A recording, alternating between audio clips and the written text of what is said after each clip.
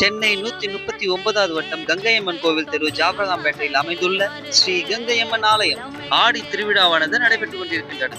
ஸ்ரீ கங்கையம்மனை அலங்கரித்து திருவிளக்கு பூஜையானது நடைபெற்றன. பக்தர்கள் பக்தியோடு வந்திருந்து திருவிளக்கை ஏற்றி அம்மனை வழிபட்டனர். இது பக்த கோடிகளாகி உங்கள் பார்வைக்கு நன்றி, வணக்கம்.